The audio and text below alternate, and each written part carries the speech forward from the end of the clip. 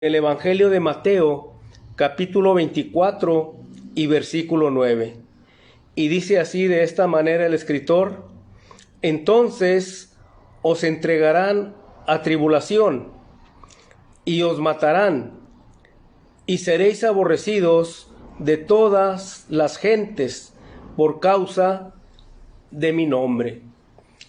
Este es el texto el cual encontramos nosotros en esta tarde, y quisiera iniciar con una pregunta que tú la contestarás ahí en tu hogar o en tu trabajo de una manera sincera. ¿Valdrá la pena sufrir por Cristo? No quería usar esta palabra, pena. No se pudiese de alguna manera malinterpretar, pero es la definición de esta palabra. Significa un sentimiento grande de tristeza, y también significa castigo impuesto conforme a la ley por jueces o tribunales a los responsables de un delito o falta. Pero también significa dolor, tormento o sentimiento corporal. Y también significa vergüenza, pudor y encogimiento. ¿Cómo lo podríamos interpretar nosotros hoy en esta tarde? ¿Valdrá la pena sufrir por Cristo? No sé qué es lo que dirías tú sinceramente, pero si dices que sí, pues ¿por qué? ¿Por qué sí valdría la pena sufrir por Cristo? Y si dices que no, bueno, también, ¿por qué no valdría la pena sufrir por Cristo? Quisiera que consideraras en esta tarde sufrir por causa de Cristo. El mundo en la actualidad está atravesando por un momento crítico. Podríamos decir una crisis de sufrimiento. La enfermedad que azota al mundo del coronavirus o el SARS-19 ya tiene aquí entre nosotros aproximadamente ya los 8 meses. Aunque desde el 1 de enero, que fue cuando apareció por primera vez en China, hasta el 28 de noviembre del 20, pues contaríamos ya casi el año. Contaríamos casi ya los 9 meses en que esta enfermedad o este virus o esta pandemia ha azotado al mundo. Las muertes registradas según las estadísticas a nivel mundial se dice que son de 1.400.000 muertos. Contagiados de esta enfermedad a nivel mundial, 61.9 millones de gentes. En México rebasa ya la cantidad de 100,000 muertos, y en Estados Unidos también la cantidad de 200 64,000 fallecidos. De estos, 1,400,000 de muertes en el mundo, se dice que podría llegar a más todavía.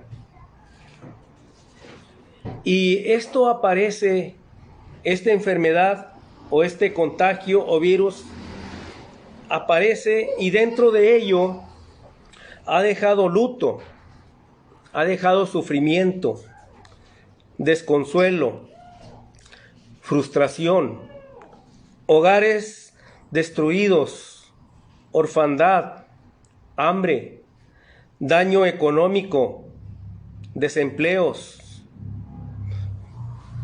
Es lo que ha ocasionado esta enfermedad. Y me he puesto yo a pensar de esto,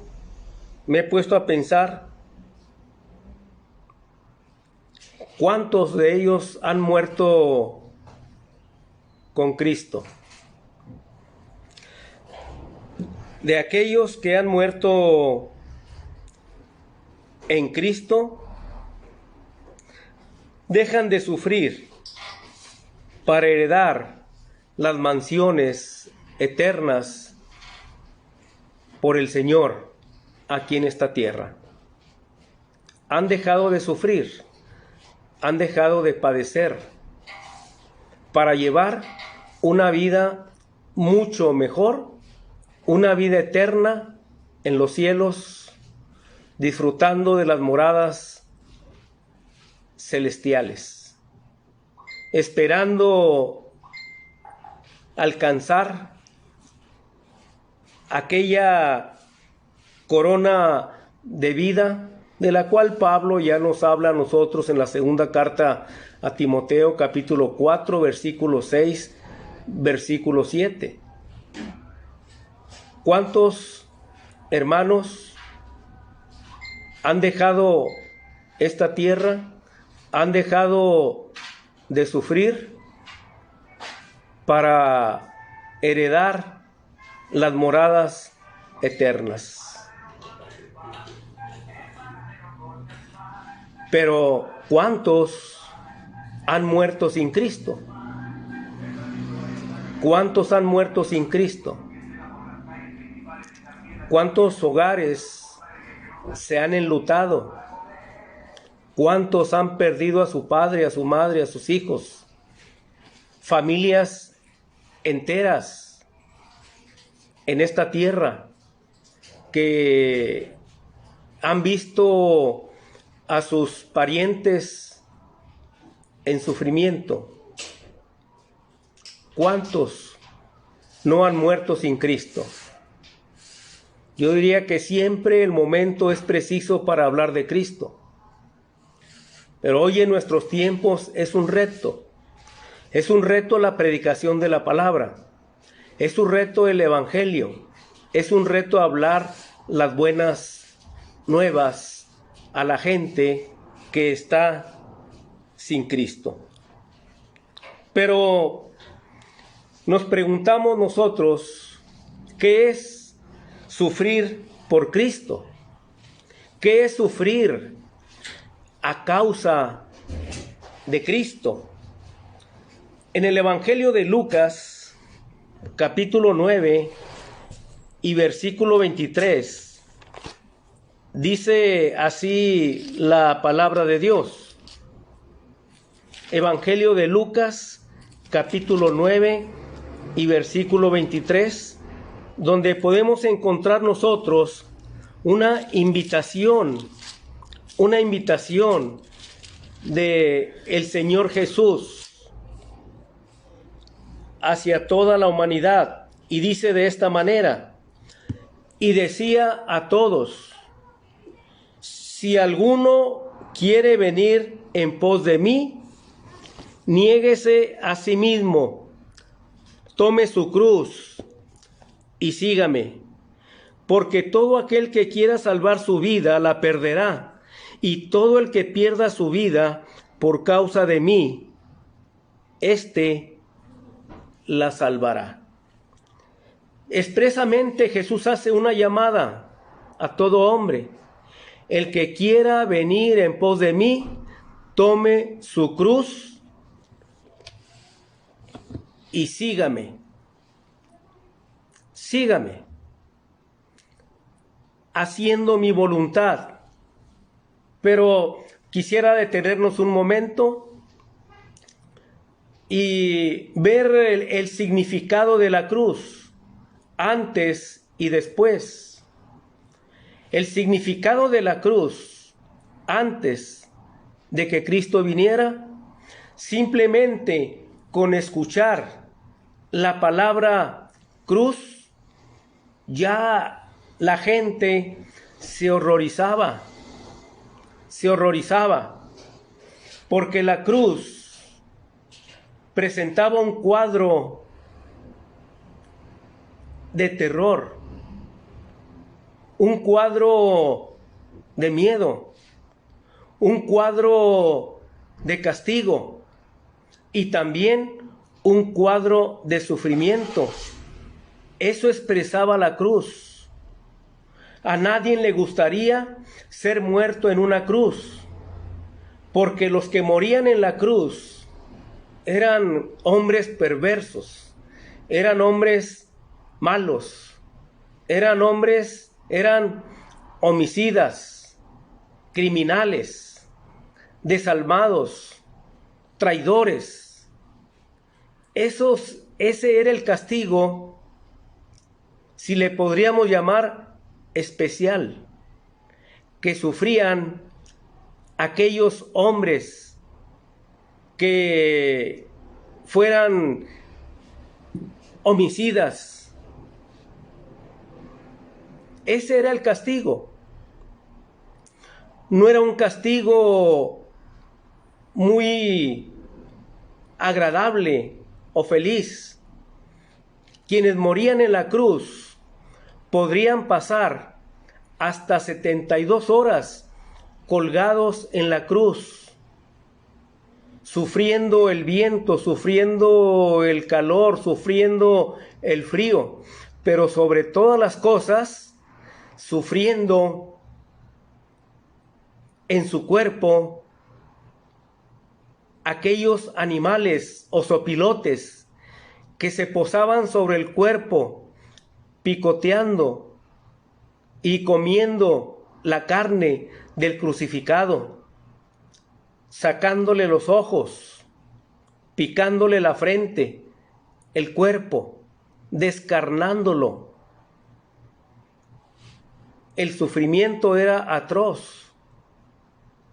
Hasta 72 horas podría durar un crucificado. Jesucristo, cuando es crucificado en el Monte Calvario, dura en la cruz 6 horas. 6 horas dura en la cruz, de las 9 de la mañana a las 3 de la tarde. Algo que sorprendió a los sacerdotes, a las autoridades del pueblo, algo que sorprendió a las autoridades. No era normal que un crucificado durara 6 horas en la cruz. Pero como dice la Escritura en el Evangelio de Juan, capítulo 10 y versículo 18, en palabras de Cristo: yo tengo poder para poner mi vida y tengo también poder para tomarla. Cuando Cristo quiso morir, lo hizo Él. Cuando Cristo vuelve a la vida, lo hizo Él. Porque Cristo tenía el poder y tiene el poder sobre la vida y sobre la muerte. El significado de la cruz, después de Cristo, llegó a tener no ese significado de horror, no ese significado de muerte, no ese significado de sufrimiento, de miedo, de pavor. Cuando Cristo muere en la cruz y una vez que es sepultado y resucita al tercer día, la muerte o la cruz, con el pasar de los tiempos, llegó a significar ya no destrucción y muerte, sino que la cruz llegó a significar vida, llegó a significar gloria, llegó a significar perdón, llegó a significar vida y vida eterna. Cambió el significado de la cruz, de tal manera que a los escritores del Nuevo Testamento llegaron a expresarlo de esta manera. Diría Pablo en el capítulo 2 y versículo 20 del libro de Gálatas: para mí, diría el apóstol Pablo, capítulo 2 y versículo 20 del libro de Gálatas: con Cristo estoy juntamente crucificado, y ya no vivo yo, sino Cristo vive en mí. Y lo que vivo en la carne, lo vivo en el Hijo de Dios, que murió por mí. Pablo diría con todo gusto, con toda alegría, que Cristo vivía en él. Y ya no vivo yo, sino Cristo vive en mí. Y diría Pablo en otro pasaje de la Escritura, en el libro de Gálatas, capítulo 6 y versículo 14, diría el apóstol estas palabras. Gálatas capítulo 6 y versículo 14, no, discúlpenme, dice Gálatas capítulo, sí, es el capítulo 6 y versículo 14, pero lejos esté de mí gloriarme, sino en la cruz de nuestro Señor Jesucristo, en quien el mundo me es crucificado a mí y yo al mundo. No había absolutamente nada de vergüenza del crucificado. Y no me avergüenzo del Evangelio, porque el Evangelio es poder de Dios. A Pablo no le daba vergüenza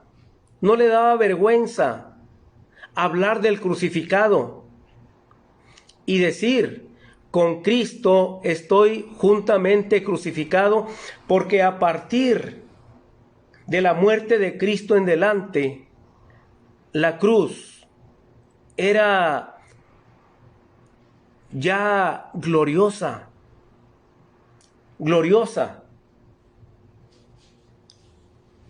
Gloriarme en la cruz. El significado cambió, aunque muchos en nuestros días todavía ignoran este significado.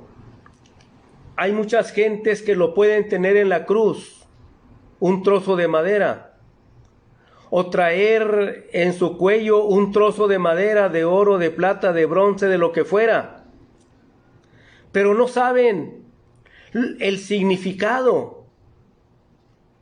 No entienden el significado de morir con Cristo en la cruz o de la cruz misma. La cruz para el cristiano es gloriosa. La cruz para el cristiano es perdón. Es también salvación.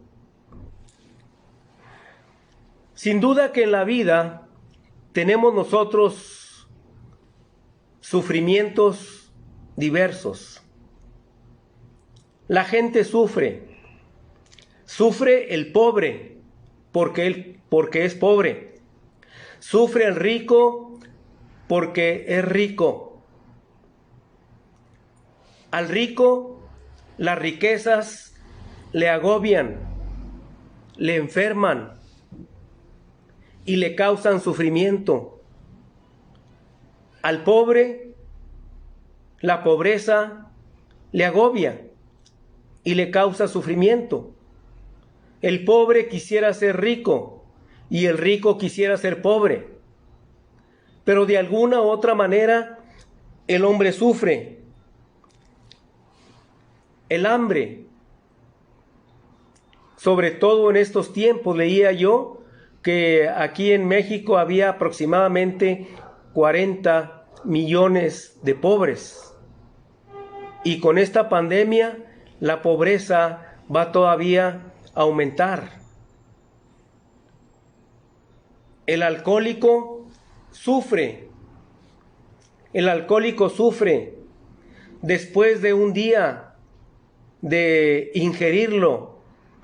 Le duele la cabeza, hay desfuerzamiento, no quiere levantarse y puede durar todo un día en la cama para volver a tomar fuerzas otra vez. Pero el alcohólico no únicamente sufre exteriormente, el alcohólico sufre también interiormente. Enfermedades causadas por el alcohol le pueden llevar hasta la muerte. Aparte de lo que puede hacer, no únicamente sufrir él, sino también sufrir la familia por causa de un alcohólico. Hay enfermedades que nosotros mismos nos la provocamos. Una de ellas es el alcoholismo. Otra de ellas es la drogadicción. El ingerir bebidas embriagantes, el ingerir o intoxicar nuestro cuerpo con drogas. Esto puede causar hasta la muerte. Es un sufrimiento. La gente sufre a veces por causas justas. El hombre sufre enfermedades, pero también otras enfermedades como el SIDA, donde el hombre es postrado en la cama, aunque ya hay algunas medicinas para ese tratamiento o tratamiento para esa enfermedad, pero sufre. Los matrimonios sufren por la infidelidad del esposo. Los matrimonios sufren por la infidelidad de la esposa. Cientos de matrimonios arruinados, divorciados, llanto, dolor, lágrimas, huellas, heridas que ni el tiempo las puede sanar. La traición, la infidelidad, también es un sufrimiento.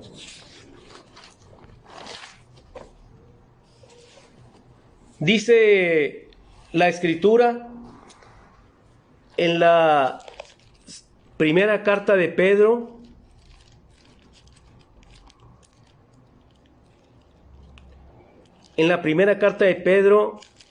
y en el capítulo 4, encontramos también nosotros algunas causas de sufrimiento. Dice el versículo 14 en delante de la primera carta de Pedro: si sois vituperados por el nombre de Cristo, sois bienaventurados, porque el glorioso Espíritu de Dios reposa sobre vosotros. Ciertamente de parte de ellos Él es blasfemado, pero por vosotros es glorificado. Así que ninguno de vosotros padezca como homicida, o ladrón, o malhechor, o por entrometerse en lo ajeno. Pero si alguno padece como cristiano, no se avergüence, sino glorifique a nuestro Dios. Y dice al terminar este capítulo: de modo que los que padecen según la voluntad de Dios encomienden sus almas al Creador. El cristiano puede padecer injurias, mentiras, blasfemias, falso testimonio. El cristiano, porque es cristiano, porque transmite el Evangelio, porque transmite la palabra de Dios, diciendo las verdades de la Biblia, la gente puede reaccionar con violencia. La gente a veces arremete contra aquel que se porta bien, contra aquel que quiere hacer la voluntad de Dios. Porque, como se dice, es una bofetada con guante blanco, porque tú les estás dando un ejemplo. Y muchas veces la gente que anda en las tinieblas no quiere venir a la luz para que no sean manifestadas sus fechorías o su maldad. Y si tú como cristiano insistes en predicar, en enseñar la verdad, vas a sufrir de parte de tu familia, inclusive de parte de tus padres, o de tus hijos, o de tus amigos, o de tus familiares, o en el trabajo. Dice Jesús, dice: de modo que los que padecen según la voluntad de Dios encomienden sus almas al Creador. Y luego dice al último: y hagan el bien. Y hagan el bien. El ejemplo de Cristo lo tenemos. Él siempre hizo el bien, pero la gente le pagó con mal. Él siempre bendijo a la gente y la gente le maldijo. De tal manera que hasta que tenía demonios, que lo que hacía era por Satanás. Sufrir la voluntad de Dios, sufrir por la voluntad de Dios es hacer el bien, es hacer una causa justa. Y cuando se habla de sufrir, cuando se habla por causa de Cristo, es porque cuando tú sufres por causa de Cristo, es porque estás haciendo el bien. Sufrir según la voluntad de Dios es hacer el bien. Cuando estaba yo en esto, pensando en este tema o en estos pasajes de la Escritura, recordaba yo cómo es que soldados romanos que iban a luchar o a pelear algún otro pueblo para conquistarlo. Y cuando ellos regresaban de haber obtenido alguna victoria, los soldados eran condecorados y mostraban su gratitud en el servicio a Roma que ellos realizaban. A los mercenarios, no tanto que fueran romanos, sino que eran de alguna otra ciudadanía, les daban como premio el hacerlos ciudadanos romanos. Y si había un grupo grande que pertenecía a aquella ciudad se le daba también la nacionalidad romana. Y además se les condecoraba también. Ellos exponían su vida. se exponían al sol, al calor, a la guerra, al hambre, al frío y sobre todas las cosas a la muerte. No les importaba con tal de servir a una nación. Bueno, a eso podríamos llamarle nosotros patriotismo. Patriotismo. Aún daban la misma vida por servir a alguna nación o alguna otra causa política o social. Si fuera alguna causa política o social, a veces esto les remuneraba en dinero o en bienes. Pero poner la vida por causa de Cristo, dice la Escritura en el libro de Filipenses capítulo 1, versículo 21, muy conocido por la hermandad: para mí el vivir es Cristo y el morir es ganancia. Pedro decía en el Evangelio de Juan capítulo 13 y versículo 37 a Jesús: Señor, yo pongo mi vida por ti, porque sabía que ir a Jerusalén era exponerse a la muerte. Y le decía: Señor, yo voy a poner mi vida por ti. ¿Hasta dónde estaban comprometidos con Jesús, con el Señor, la vida de estos hombres? Hasta la muerte. ¿Cuál sería su recompensa? ¿Cuál era la recompensa de aquel que sufre por Cristo? De aquel que deja el mundo y se entrega a Cristo. Acompáñenme en un texto de la palabra de Dios que encontramos en el Evangelio de Mateo, capítulo 19. Capítulo 19 de Mateo. Y déjenme decirles los versículos. Mateo 19, versículo 20, capítulo 19 y versículo 20. Del versículo 27. Mateo 19, 27.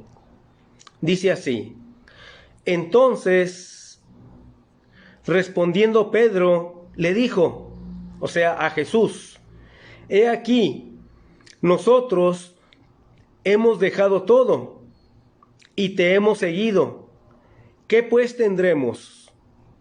Y Jesús les dijo: de cierto os digo, que en la regeneración, cuando el Hijo del Hombre se siente en el trono de su gloria, vosotros que me habéis seguido, también os sentaréis sobre 12 tronos para juzgar a las 12 tribus de Israel. Versículo 29. Y cualquiera que haya dejado casa, o hermanos, o hermanas, o padre, o madre, o mujer, o hijos, o tierra, por mi nombre, recibirá 100 veces más y heredará la vida eterna. ¿Cuál es la recompensa? ¿Cuál es la recompensa por servir al Señor? ¿Qué es lo que Dios te va a otorgar? ¿Qué es lo que Dios te va a dar? ¿Qué es lo que hace Dios por ti? Bueno, Dios te da prosperidad. Dios te da prosperidad. Dios te da una vida nueva. Eres una nueva criatura. Eres un hombre bendecido por Dios. Un hombre salvo. Un hombre perdonado. Un hombre santificado. Todo eso lo hace Cristo cuando le sigues, aún a costa del sufrimiento que puedas tener en esta tierra. Sufrimiento verbal, o sufrimiento físico, o sufrimiento emocional, o sufrimiento moral. Cualquier clase de sufrimiento que tú pudieses tener en el nombre de Cristo, te será recompensado, no únicamente en esta vida o en esta tierra, sino que dice Jesús, dice, por mi nombre recibirás 100 veces más y heredarás la vida eterna. Heredarás la vida eterna.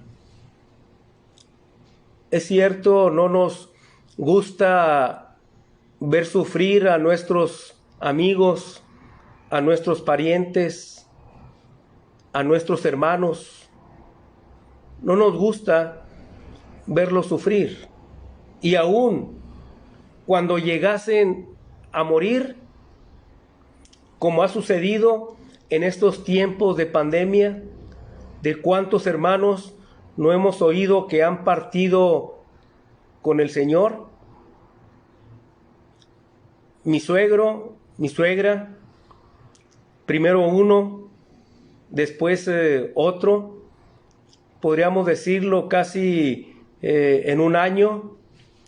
Mi hermano acaba de fallecer hace unas 2 semanas. Mis hermanos en la carne hace ya tiempo, pero cuando fallecen en el Señor, cuando sufren en el Señor y que aquel sufrimiento los lleva aún a la muerte, sabemos y reconocemos que hay una esperanza de vida en el cual ya no van a tener esos sufrimientos, esas penas, esa impotencia. Porque muriendo en el Señor, como dice Pablo, para mí el vivir es Cristo y el morir es ganancia. Para el cristiano, la muerte es una ganancia. Es una ganancia. De tal manera, mis hermanos, que sufrir por Cristo, morir por Cristo, por la causa de Cristo, es una alegría y es una bendición. Yo diría que no te dé temor, que no te dé pena sufrir por causa de Cristo. Es sufrir por su amor. Me gusta se llama el soneto al crucificado. Allá escrito es un soneto, una composición poética, anónima, allá por los años de 1850, diríamos cercano a los 1900. Y dice este soneto de esta manera. Dice, no me mueve mi Dios para quererte, el cielo que me tienes prometido, ni me mueve para ofenderte el infierno tan temido. Tú me mueves, Señor, muévete al verte clavado en una cruz y escarnecido. Muéveme ver tu cuerpo tan herido, muéveme tus afrentas y tu muerte, muéveme tu amor, en tal manera que aunque no hubiera cielo, te amaría, y aunque no hubiera infierno, te temería. El amor de Dios es grande, el amor de Dios es inmenso, y ese amor de Dios nos debe constreñir a nosotros en nuestras entrañas para amar a Jesús. Amar a Jesús, servir a Jesús, porque Jesús es nuestro Rey, nuestro Señor. Dice en la Escritura, ahí en la primera carta de Pedro, capítulo 1 y versículo 8, dice la palabra de Dios de esta manera respecto a la persona de Jesucristo. Primera carta de Pedro, capítulo 1, dice de esta manera: a quien amáis sin haberle visto, en quien creyendo, aunque ahora no lo veáis, os alegráis con gozo inefable y glorioso. Ese es Jesús, mis hermanos. Ese es Jesús. No le hemos visto nosotros cara a cara. No le hemos visto. Pero conocemos de su amor. Conocemos de su obra. Conocemos de su amistad. Conocemos de sus milagros. Conocemos de su misericordia. Conocemos de su perdón. Conocemos de su salvación. Ese es Jesús, al que nosotros amamos, aunque no le hayamos visto, a Jesús le amamos y estamos dispuestos a morir aún por su causa, porque sabemos que nuestra vida está en las manos de Él, nuestro presente en las manos de Él, nuestro futuro en las manos de Él. Somos de Dios, somos de Cristo, de tal manera que si algún sufrimiento tenemos en nuestra vida que llevar a cuestas, dice el libro de Santiago, allá en el capítulo, en el libro de, déjenme decirles, en el libro de Pedro, donde estábamos ahorita, en la primera carta de Pedro, capítulo 4 y versículo 19, de modo que los que padecen según la voluntad de Dios encomienden sus almas al fiel Creador y hagan el bien.